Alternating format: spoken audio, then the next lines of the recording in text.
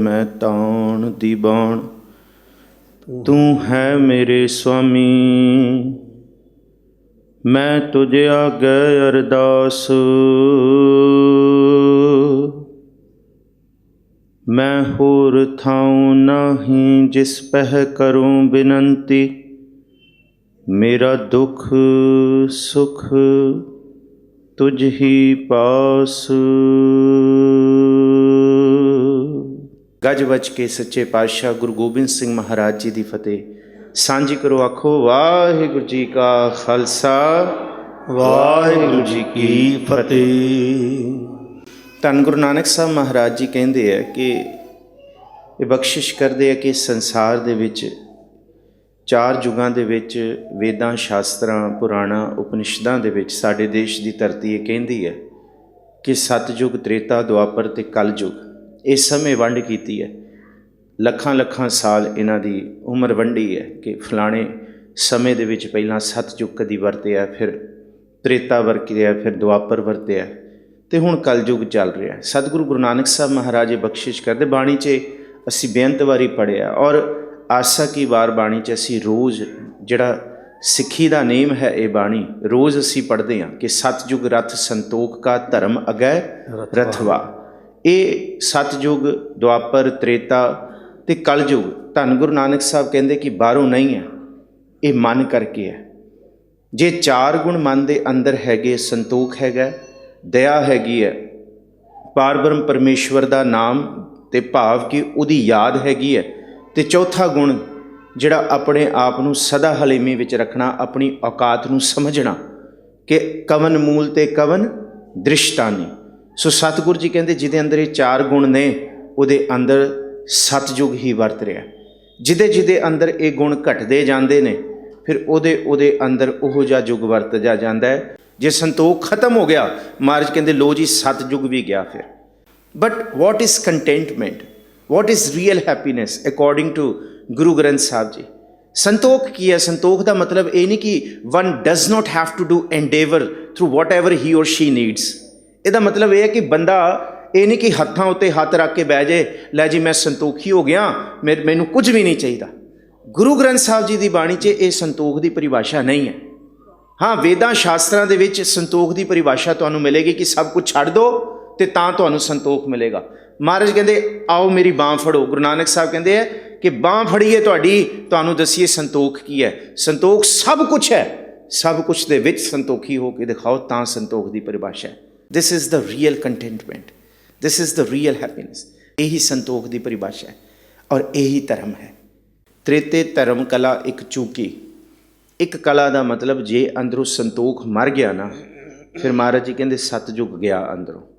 जे बंदे दे अंदर जिन्हां चीज़ां की प्राप्ति रब कोलों हो गई है, 10 वस्तु लै पाछै पावै एक वस्त कारण बिखोट गवावै। महाराज कहते उत्थे सतयुग वरत ही नहीं सकता क्योंकि सतयुग दे मतलब ये चार पौड़ ने धर्म दे। एक पौड़ टुट गया फिर त्रेता वरतेगा उहदे हिरदे विच। कहते संतोख दे सुख जाण दे नाल समझो धर्म दा रुख सुख गया। संतोख बहुत वड्डी दात है।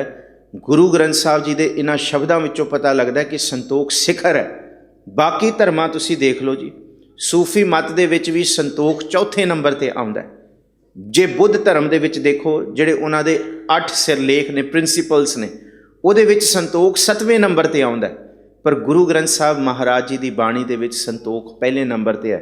सुनिया सत संतोख ज्ञान और इत्थों तक थाल विच 3 वस्तु पई हो सत संतोख विचार। संतोख एक वाड़ है जप बाणी दी भी ते मुंदावणी दी भी, इहदे विचकार ही तुहाडा जीवन है। आरंभ भी संतोख है ते थाल जद परोसिया गया तां भी संतोख है। महाराज कहते इस संतोख की वाड़ दे विच तुसीं जीवन बतीत करना है।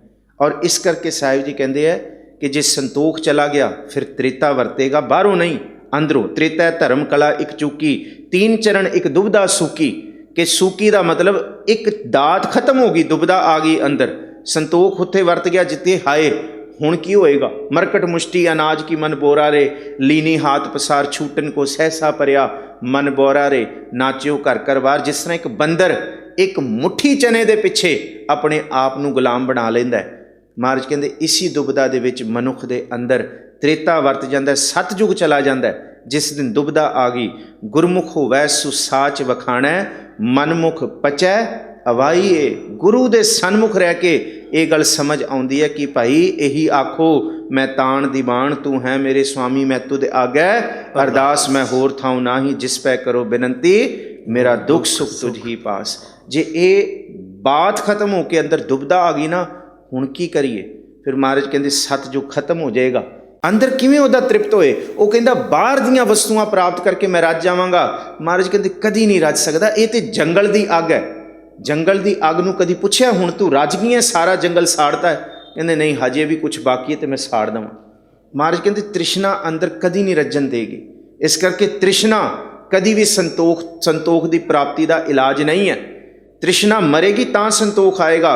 इस करके महाराज जी कहते दया द्वापर अद्धी होई।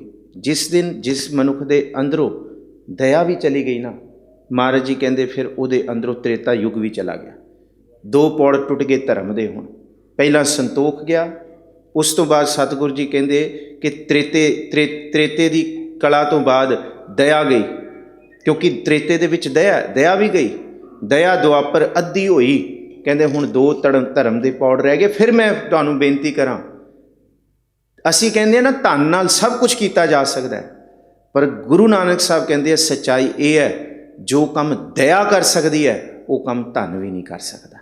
इस करके दया जाने जी की किछ पुन दान, पहला दया मंगीए तां दान पुन की दात लईए सतगुरु जी तो।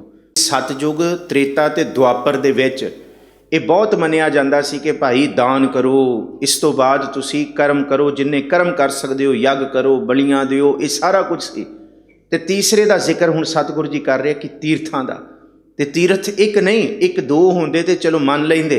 68 तीर्थ 68 इत्थे पिलग्रिमेजिस का इस धरती के ग्रंथां दे विच जिक्र है कि अपने जिउंदे जी 68 तीर्थां ते जाना ही जाना जे सच्ची मुच्ची इस अवस्था च रब की मुक्ति की प्राप्ति करनी है। पर महाराज जी कहते इवें तो नहीं कि मन कामना तीरथ जाए बस्यो, सिर करवट धराए। करवट का मतलब है आरा।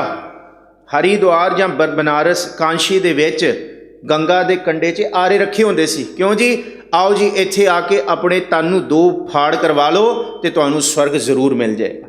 तो लोकी सारा कुछ उत्थे दान करके ना कि वहीरां कट के बह जाते सी, हुण मेरी वारी है कि मेरे सिर ते आरा चलाओ तो मैनूं स्वर्ग मिलेगा।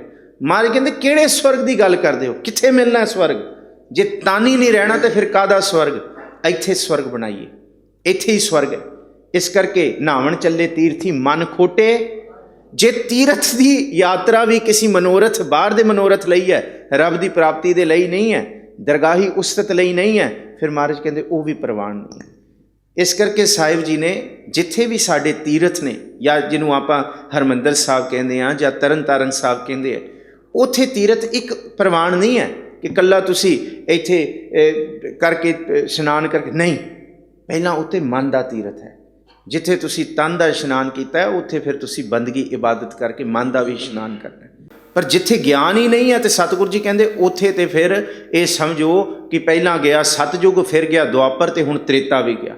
हुण इक्को ही पौड़ दे उत्ते फिर साडा धर्म का टिकाव हो गया। तो हुण इक्को लत्त ते किवें खड़िया जाएगा? जिहड़ा चार लत्तां दा जी है वो एक लत्त ते किवें टिक सकेगा? सो हुण असीं ये चाहुंदे हां कि हुण असीं ब्रह्म ज्ञानी बण जी, हुण असीं धर्मी बण जी। ना संतोख, ना दया ते ना ज्ञान। कलयुग ऐसा वरतिया, तीनों गुण खत्म हो गए साडे अंदरों। असीं कहाउंदे ते धर्मी आ, कहंदे एक कल राखी, मतलब इक्को ही कला रह गई है। सिर्फ 3 कलावां चलियां गईयां ने। बिन गुर पूरै किनै ना भाखी। भाखी का मतलब समझी देखी।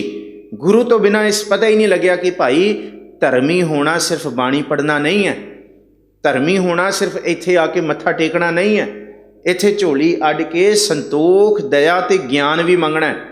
इस करके सतगुरु जी ने पहली गल ही की जी, सुनिया सत संतोख ज्ञान। इस करके गुरु अर्जुन साहब जी ने कहा कि थाल विच 3 वस्तु पई हो, सत संतोख विचारो का मतलब ही है ये ज्ञान वाले पासे तुरन की अवस्था है। सेवक सिख पूजन सब आवें सब गावें, हर हर उत्तम बाणी गावया सुनिया तिनका हर थाए पावै, जिन सतगुर की आज्ञा सत सत कर्म। महाराज कहते ਬਿਲਕੁਲ ਇਸ ਰੂਪ 'ਚ ਨਿਰਲੇਪ ਹੋ ਕੇ ਇੱਕ ਬੰਦਗੀ ਦਾ ਸਮਾਂ ਇਉਂ ਰੱਖ ਲਈਏ ਕਿ ਜਿਸ ਬੰਦਗੀ ਦੇ ਵਿੱਚ ਕੋਈ ਆਸ ਨਹੀਂ ਹੈ, ਕੋਈ ਪਿਆਸ ਨਹੀਂ ਹੈ, ਕੋਈ ਦੁਨੀਆ ਦੀ ਐਸੀ ਤਲਬ ਨਹੀਂ ਹੈ ਜਿਸ ਤਲਬ ਨੂੰ ਲੈਣ ਵਾਸਤੇ ਅਸੀਂ ਗੁਰੂ ਕੋਲ ਬੈਠੇ ਹਾਂ। ਕਹਿੰਦੇ ਇਵੇਂ ਬੈਠੀਏ ਸਿਰਫ ਸਤਿਗੁਰ ਤੇਰੇ ਲਈ ਬੈਠੇ ਹਾਂ, ਤੁਹਾਡੇ ਕਰਕੇ, ਤੁਹਾਡੀ ਪਿਆਸ ਤੇ ਪ੍ਰਭੂ ਦੇ ਦੀਦਾਰ ਲਈ ਬੈਠੇ ਹਾਂ। ਤੇ ਸਤਿਗੁਰ ਜੀ ਕਹਿੰਦੇ ਜਦ ਇਉਂ ਬਹਿ ਜਾਵਾਂਗੇ ਬਸ ਸਮਝੋ ਫਿਰ ਮਨੋਰਥ ਪੂਰਾ ਹੋ ਗਿਆ, ਫਿਰ ਅਬਨਾਸ਼ੀ ਅਵਸਥਾ ਦੇ ਪ੍ਰਾਪਤੀ ਵਾਲੇ ਮਾਰਗ ਤੇ ਤੁਰ ਪਏ। ਪਰ ਨਾਮ ਦੀ ਦਾਤ ਦੀ ਪ੍ਰਾਪਤੀ ਦੇ ਲਈ ਜਿਹੜਾ ਮਾਰਗ ਹੈ ਉਹ ਸੱਚ ਰਜ਼ਾਈਦਾ, ਹੁਕਮ ਰਜ਼ਾਈ ਚੱਲਣਾ, ਨਾਨਕ ਲਿਖਿਆ ਨਾਲ। ਹੁਕਮੀ ਹੋਵਨ ਆਕਾਰ, ਹੁਕਮ ਨਾ ਕਹਿਆ ਜਾਈ, ਹੁਕਮੀ ਹੋਵਨ ਜੀ ਹੁਕਮ ਮਿਲੈ। ਇਹ ਵਡਿਆਈ ਵੀ ਹੁਕਮ ਦੇ ਵਿੱਚ ਮਿਲਣੀ ਹੈ, ਇਹ ਕਿਰਪਾ ਵੀ ਹੁਕਮ ਹੈ, ਸੁੱਖ ਦੁੱਖ ਵੀ ਸਭ ਹੁਕਮ ਹੈ। ਇਸ ਰੂਪ ਨੂੰ ਜਿਹੜਾ ਭਾਣੇ ਦੇ ਰੂਪ ਵਿੱਚ ਮੰਨ ਲੇ ਉਹਨੂੰ ਇਹ ਦਾਤ ਮਿਲ ਜਾਂਦੀ ਹੈ ਜੀ। ਸਤਿਗੁਰ ਸੱਚੇ ਪਾਤਸ਼ਾਹ ਮਹਾਰਾਜ ਬਖਸ਼ਿਸ਼ ਕਰਨ। ਖਿਮਾ ਦਾ ਜਾਚਕ ਹਾਂ ਮੈਂ, ਸਮਾਂ ਵੱਧ ਲੈ ਲਿਆ।